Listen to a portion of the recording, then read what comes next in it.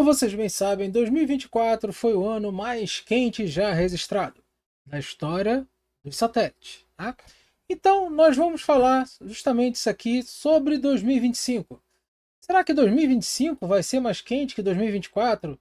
Será que a perspectiva para o que pode acontecer nesse ano vai ser algo assim bem terrível? Ou seja, nós hoje estamos na metade de janeiro e quando eu fiz o vídeo explicando sobre 2024 ter sido o ano mais quente da história do satélite, eu já tinha dito que 2025 não seria mais quente. Então hoje eu vou mostrar, por que eu estou falando isso, porque que tudo leva a crer que não será mais quente que 2024. Então sim, 2025 não será o ano mais quente da história do satélite. Então, se você gosta desse vídeo, você quer saber, vem comigo que eu vou lhe contar, mas antes, larga o dedo no like. Então, vamos lá. Bom, pessoal, aqui está o dado da temperatura, tá? Para quem é membro do canal, eu expliquei isso aqui bonitinho, mas eu estou mostrando aqui por quê. Porque dezembro de 2024, tá aqui, deu 0,62 graus Celsius acima da média. Tá? Então, mas já podemos ver uma situação de queda aqui. Mas quando a gente olha, por que que isso está acontecendo, por que, como é que foi e tal, a gente vai ver o seguinte: quando a gente trata dos dados, tá? Esse aqui também foi o dado que eu usei, né, justamente lá do satélite UH, né, comandado lá pelo amigo Roy Spencer e também pelo John Christie, onde que, lá da Universidade, né, de Alabama, né, acontece que 2024 e 2023 foram os 2 anos mais quentes. Depois veio 2016, 2020 e 1998, certo? Então teve aqui, sendo que 2024 realmente foi, né, uma coisa bem acima da média, né? Bem acima até do crescimento que vinha tendo aqui, deu um pulo brabo aqui. E 97 para 98 também teve um pulo gigantesco, mas isso aí é papo para outro vídeo. Bom, agora nós vamos entender o seguinte, que essa aqui, tá, seria as médias, né, para o mês de dezembro. Por que que eu peguei o mês de dezembro? Porque o mês de dezembro vai dizer muito como é que vem depois o mês de janeiro, tá? Onde que dezembro de 2022 estava aqui na média, aí depois dezembro de 2023, ó, teve um baita pulo, e dezembro de 2024 foi menos quente que dezembro de 2023, tá? Então nós tivemos várias situações disso daí, onde que a maioria daqui realmente, ó, teve acima da média, mas tivemos baixas, e a, abaixo da média mais para cá no início da década, final da década de 70 e meados da década de 80, com algumas variações para cima. Aqui nós tivemos, El Ninho e El Ninho também. Bom, então vamos ver que justamente aqui, tá, o foco para a gente entender são esses dois aqui. Onde que dezembro de 2023 teve esse pulo grande, que representa janeiro de 2024, tá, logo depois. E aqui nós temos o que? Dezembro de 2024, que vai contar para a variação de dezembro de 2025. Perdão, de janeiro de 2025, que é a próxima que vai ser medida, né? Está sendo medido nesse exato momento pelo satélite OH. Lembrando que todos esses dados aqui, tá, são do satélite OH, que eu peguei e plotei esses gráficos. Onde aqui é a temperatura, né? A temperatura, e aqui de cara, né, já são os anos, né? Então, aqui agora eu fiz um gráfico, esse gráfico botei ele mais bonitinho, né, com coresinhas, para ajudar a destacar. Onde que, se a gente pegar somente o mês de janeiro, de 79 até 2024, então a gente pega essa separação, nós vemos que dos últimos 11 meses de janeiro, tá, com mais quente, né, 8 tiveram El Ninho.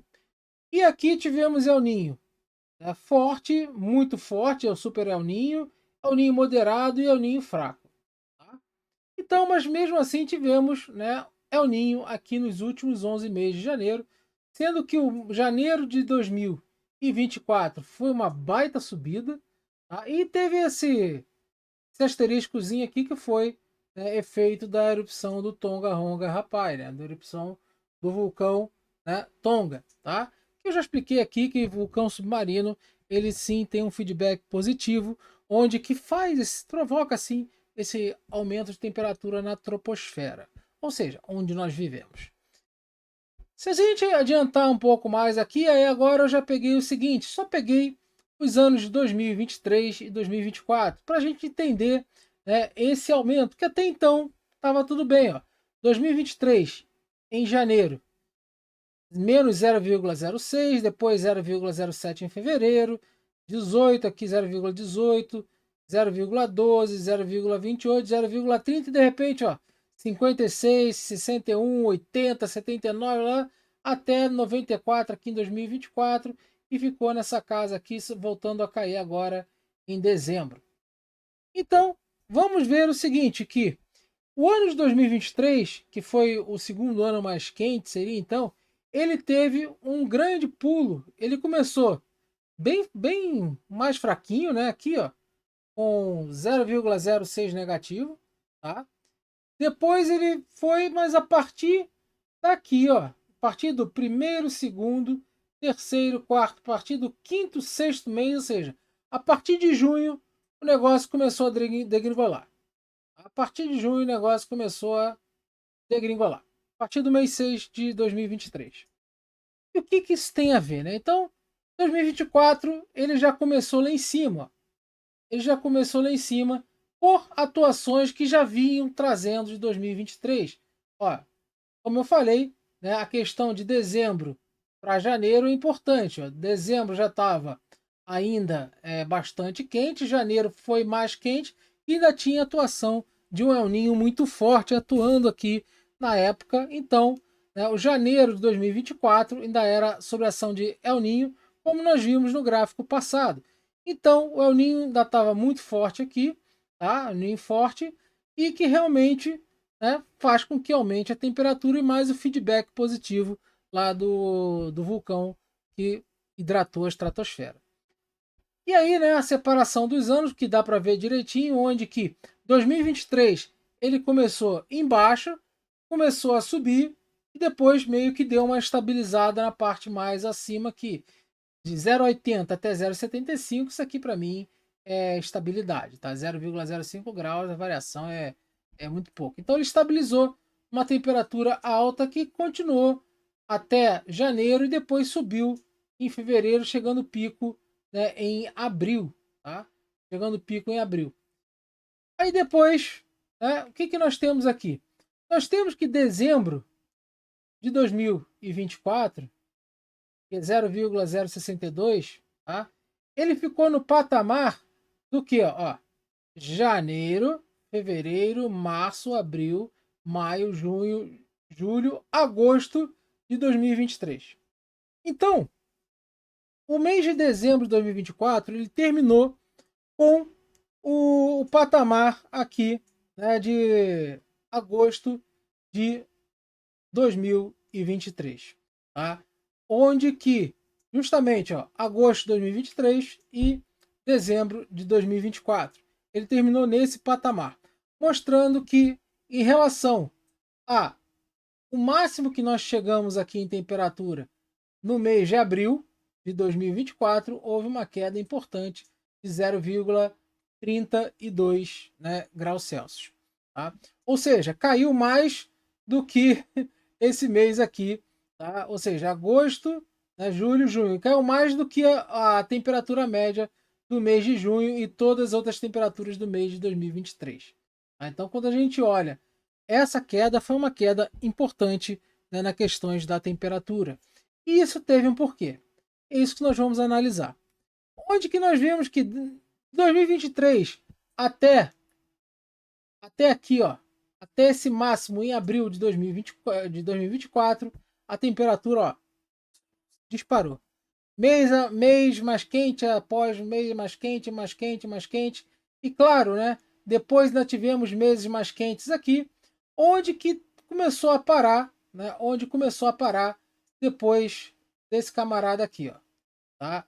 Aqui nós temos agosto, setembro. Setembro de 2023, tá? Que deu 0,80. Então aqui dezembro, novembro, outubro, setembro Ó, setembro de 2023 ficou no mesmo patamar de setembro de 2024. Depois, ó, outubro, novembro e dezembro. Tá? Ou seja, depois relacionando ano a ano, já vemos que tivemos uma queda na temperatura, sendo que duas vezes no mesmo patamar, depois, né, lembrando que 0,75 para 0,79 é uma variação muito pouca, tá? Então, mesmo patamar. Agora 0,64 para 0,77, 0,75 para 0,62 já são quedas maiores. Então, aí sim já pode falar que houve queda com a relação de um ano. E aí nós vemos o quê? Que em junho de 2023 começou o nosso querido El Ninho, começou fraco, né? Começou fraco o El Ninho e tal, e a temperatura bateu, né, 0,30. Aí o El Ninho começa a atuar. E eu lembro muito bem que quando o vulcão Tonga Rapai entrou em erupção, eu falei que iria começar a sentir mais ou menos de um ano a um ano e meio, né, após essa erupção. Tá? Então essa temperatura iria começar a subir mais depois de um ano a um ano e meio da sua erupção. E o interessante é justamente, né, em julho de 2023, ou seja, 1,5 ano, um ano e meio, um ano e 6 meses da erupção do Tonga, onde que o feedback positivo aumentou, o El Ninho começou a atuar um pouco mais, tá? Mas mesmo assim ainda era fraco, ainda não tinha grandes possibilidades do El Ninho reforçar. E aí, ó, começou a subir a temperatura, deu um salto de 0,26. E a partir daí, ó, com a atuação do Tonga e o El Ninho indo para forte, o negócio só subiu. Tá? O negócio só subiu. Em abril de 2024, foi dito que foi o fim do El Ninho, né? Onde que o fim do El Ninho ainda estava com o oceano ainda bastante quente em volta do mundo todo. E o oceano começou a perder calor, né? Onde que eu sempre falo que a partir mais ou menos de 4 meses tal que essa coisa começa a dar uma virada, né? Começa a dar uma virada para questões de temperatura, para a temperatura ser realmente sentida, né? Então ainda tivemos, claro, que uma queda, né, grande, porque uma coisa forte, o oceano, eu mostrei aqui na época o oceano perdendo muito calor, esse calor vai para a atmosfera tal, mas ele acaba depois se dissipando. E houve depois uma queda, tá? Claro, algumas pequenas variações acontecem de outras oscilações, tá?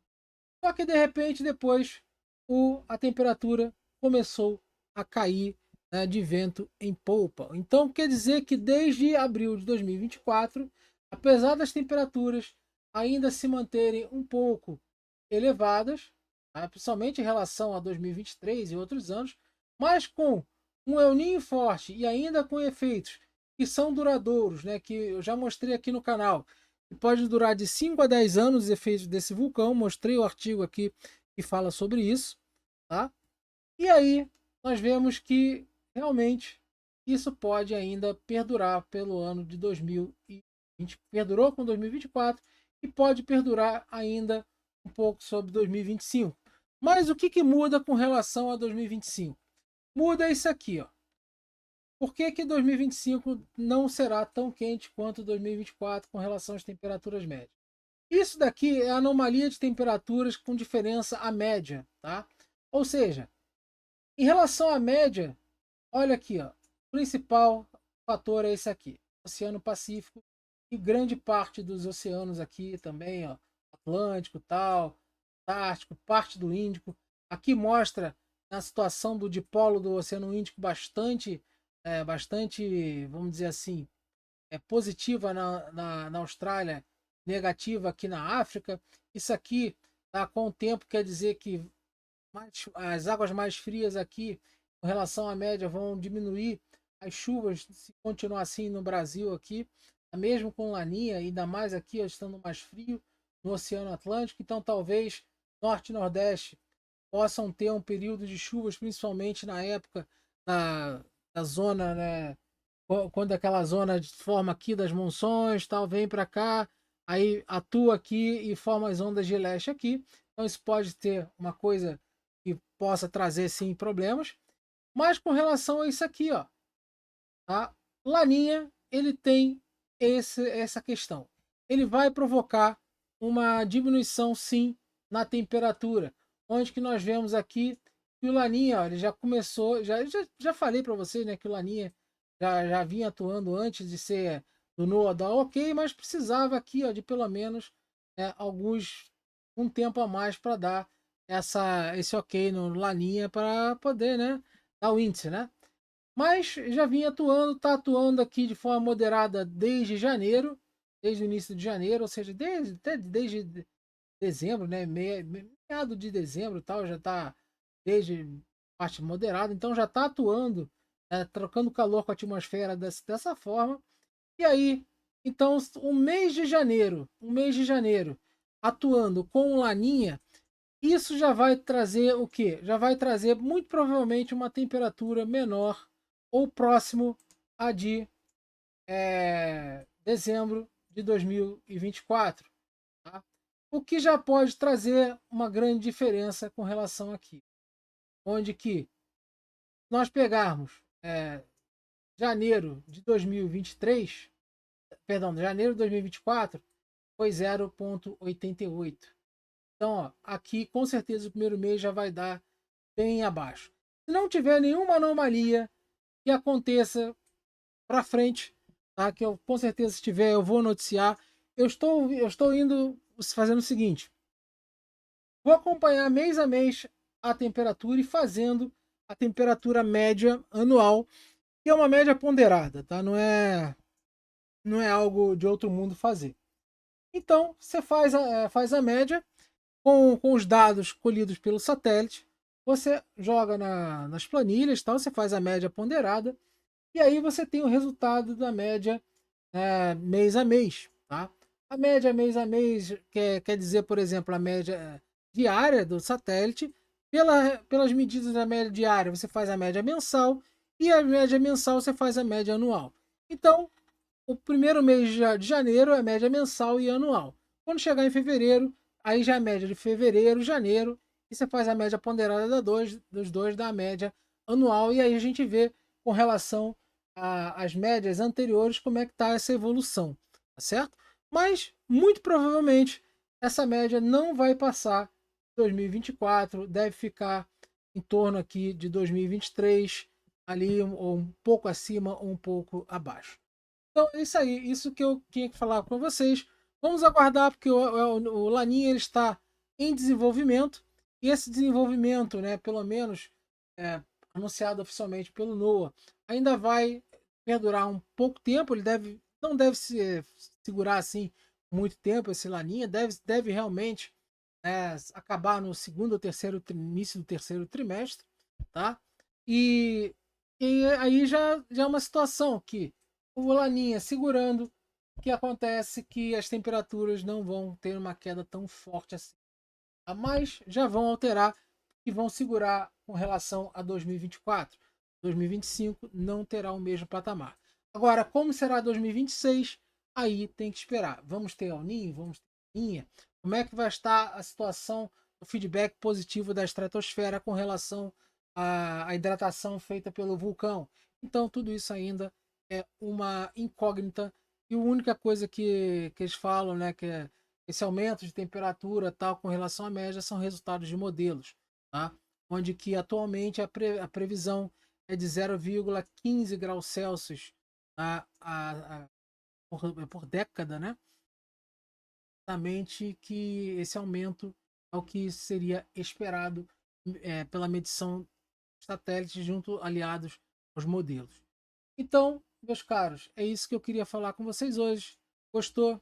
Larga dando like. Não esqueça aqui, ó, quem puder ajudar aqui no LivePix, se gosta das informações, você pode ajudar com qualquer valor também aí, com superchat, com aquele super todo lá do YouTube, né? E se tornando membro, principalmente. E já falei que essa semana ainda já vai ter um vídeo novo lá e vocês vão gostar bastante. E pode pedir vídeo tanto como membro, como aqui no LivePix, a partir de R$ 25 você já pode pedir dentro do escopo do canal. Beleza? Então é isso aí. Valeu, um forte abraço a todos vocês. Até a próxima.